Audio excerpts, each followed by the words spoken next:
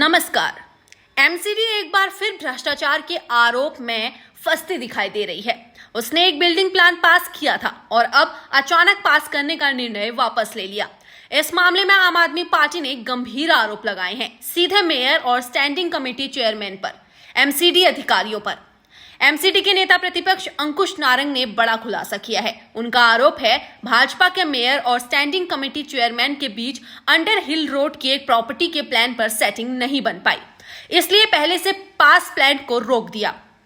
अंकुश नारंग ने संवाददाता सम्मेलन में कहा कि भाजपा ने जब इसे पास कर दिया था तो फिर क्यों उसे पास करने का निर्णय वापस लिया है?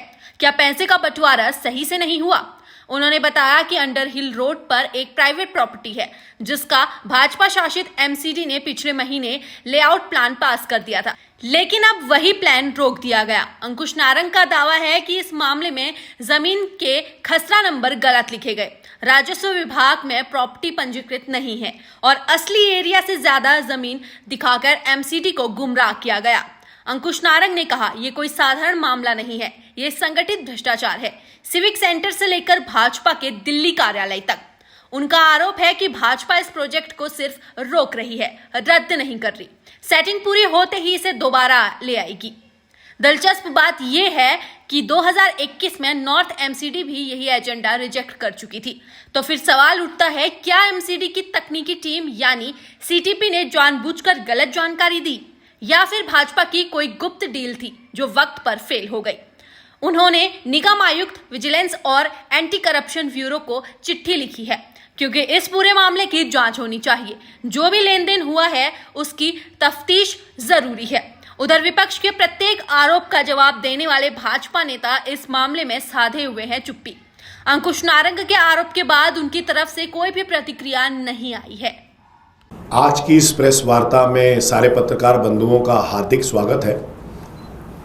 और आपने देखा होगा कि कल एक स्टैंडिंग कमेटी की मीटिंग हुई थी। इस मीटिंग के अंदर 3 बारी से एक एजेंडा आ रहा है। पार्ट सी में एजेंडा के अंदर लेआउट प्लान्स में नंबर 1 एजेंडा है अंडर हिल रोड, 2 नंबर है अंडर हिल रोड कोठी। इस अंडर हिल रोड की मैं आपको कहानी बता दूं। इस अंडर हिल रोड को भाजपा वालों ने पहली मीटिंग के अंदर पोस्टपोन किया।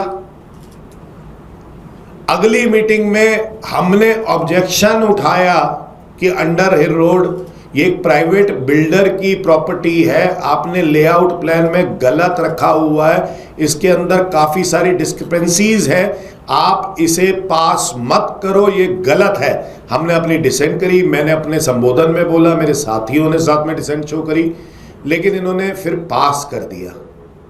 मजे वाली बात देखिए, कल की स्टैंडिंग कमेटी के अंदर मिनट्स नहीं आए तो मैंने म्युनिसिपल सेक्रेटरी को लिखा कि आपके मिनट्स नहीं आए, तो उन्होंने कोई जवाब नहीं दिया, लेकिन मिनट्स पता चला कि इन्होंने फिर से मीटिंग के अंदर जाके अंडर हिल रोड को रिजेक्ट कर दिया क्योंकि मेयर का और स्टैंडिंग कमेटी चेयरमैन का आपस में समन्वय नहीं बन पाया इस बिल्डर के साथ। मैं आपको इसकी अंडर हिल रोड की कहानी बता देता हूं। ये अंडर हिल रोड जो है ये एक प्रॉपर्टी है जिसका राजस्व विभाग के हिसाब से भी इसकी संपत्ति पंजीकृत नहीं है।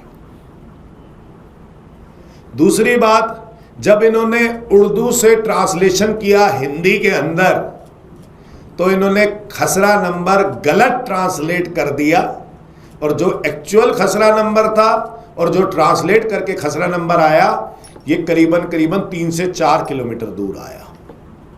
फिर इसका खसरा नंबर इन्होंने बताया कि इसका खसरा नंबर 79 और 55 है और इन्होंने कहा ये 5400 गज का प्लॉट है, जबकि एक्चुअल में ये 11,800 गज का प्लॉट था। बड़ी अजीब सी बात है। क्या ये सारी बातें भाजपा को नहीं पता थी? फिर इसके ऊपर एक कोर्ट का केस हुआ। एक मिसेस गुप्ता ने इसके ऊपर कोर्ट का केस किया और ये कहा कि इसमें से 5400 गज प्रॉपर्टी हमारी है। और मजे वाली बात है कि वो 2004 में वो केस भी जीत गई कि हाँ उन्हीं की प्रॉपर्टी है 5400 गज की। अब ये प्रॉपर्टी सब डिवाइड हो गई।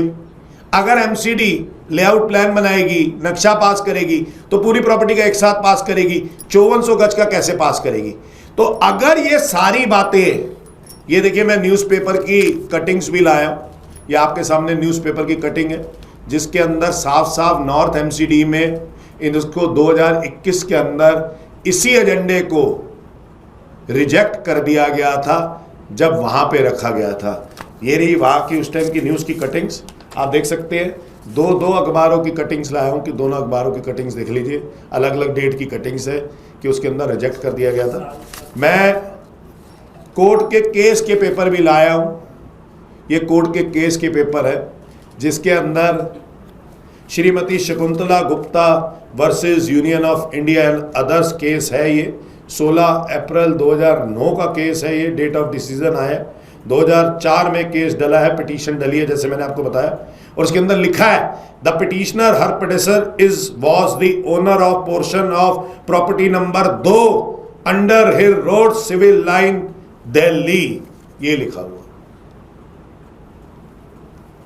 जब ये सारी बातें सीटीपी को पता थी, एमसीडी को पता थी, तो फिर किस मकसद से एमसीडी ये 2 अंडर हिल रोड को इस एजेंडा के अंदर, वो भी पहला नंबर एजेंडा ले आई और किस मंशा से पास करने की सोच रही थी? जब हमने डिसेंट भी दिखाई तो भाजपा ने इसको पास किया।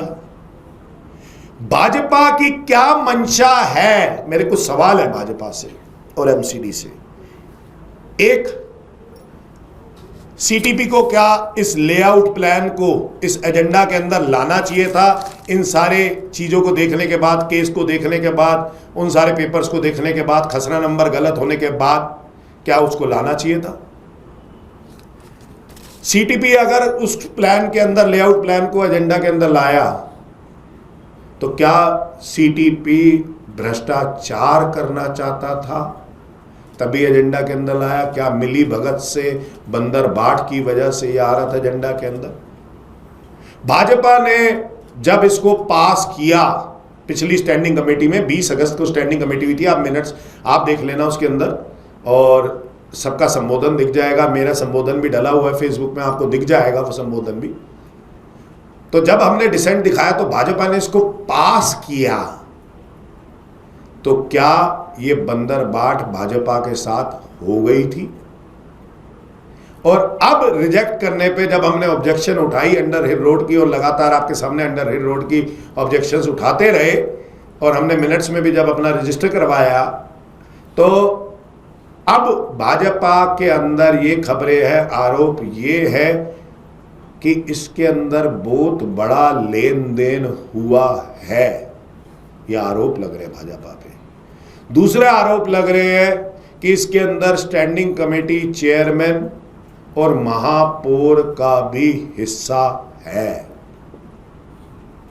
और तभी इसको पास किया गया था।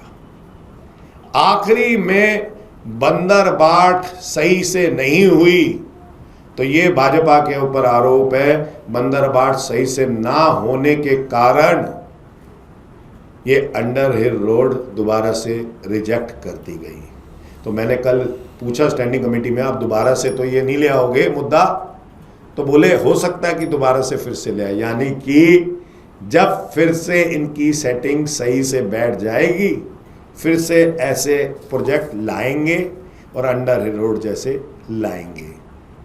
इसमें कोई छोटा मोटा लेन देन नहीं है। भाजपा के ऊपर आरोप है कि इसके अंदर यहाँ सिविक सेंटर से लेकर दिल्ली प्रदेश कार्यालय तक लोग इसके अंदर मिले हुए हैं और इस अंडर हिल रोड को पास करवाना चाहते हैं। तो मैं कहना चाहूँगा कि आज भाजपा की 4 इंजन की सरकार है, उनसे कर्मचारियों का, एमटीएस कर्मचारियों का दुख तो नहीं देखा जा रहा, सफाई कर्मचारियों को पक्का तो नहीं किया जा रहा, दिल्ली की जनता के अंदर मलेरिया, डेंगू, चिकनगुनिया बढ़ रहा है, उसके लिए कोई कदम तो उठाया जा रहा। लेकिन एस्ट्रॉयड शेल्टर जैसे मैंने पहले उठाया था, प्राइवेट बिल्डरों को फ़ायदा, अंडर हिल रोड जैसे इनको फ़ायदा देने के लिए भाजपा तुरंत तैयार हो जाती है। तो क्या फिर से भाजपा जैसे 15 वर्ष के अंदर भ्रष्टाचार पे भ्रष्टाचार किया है इन्होंने, फिर से भ्रष्टाचार की तरफ लेके जा रही है। ये बड़ी सोचने की बात है। और आप भी जाए भाजपा के नेताओं से तो जरूर सवाल कीजिएगा और मेरे सवालों के जवाब दिलाइएगा। धन्यवाद। हमने उनको समय दिया और हम उठ के अपना धरना खत्म करके हम चले गए, मगर आज उस दिन को कितने दिन हो गए। रेखा गुप्ता जी, अगर आप में दम है तो आप यहाँ के कमिश्नर से पूछिए, आप यहाँ के एमएचओ से पूछिए कि जब इन कर्मचारियों ने आपकी बात मान के अपनी हड़ताल को खत्म कर लिया था तो आपने उनका हाथ क्यों नहीं दिया। आप गरीब के ऊपर अपना ताकत दिखाते हो, आप हमसे कहते हो कि उठ के चले जाओ, आप गैर जिम्मेदाराना तरीके से बैठे हो। हम गैर जिम्मेदाराना तरीके से नहीं बैठे, आप गैर जिम्मेदाराना तरीके से सरकार चला रहे हो।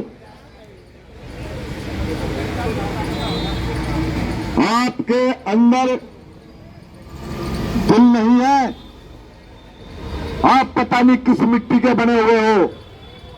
आपको इन गरीब कर्मचारियों का दर्द नहीं देखा जाता। आपके घर में भी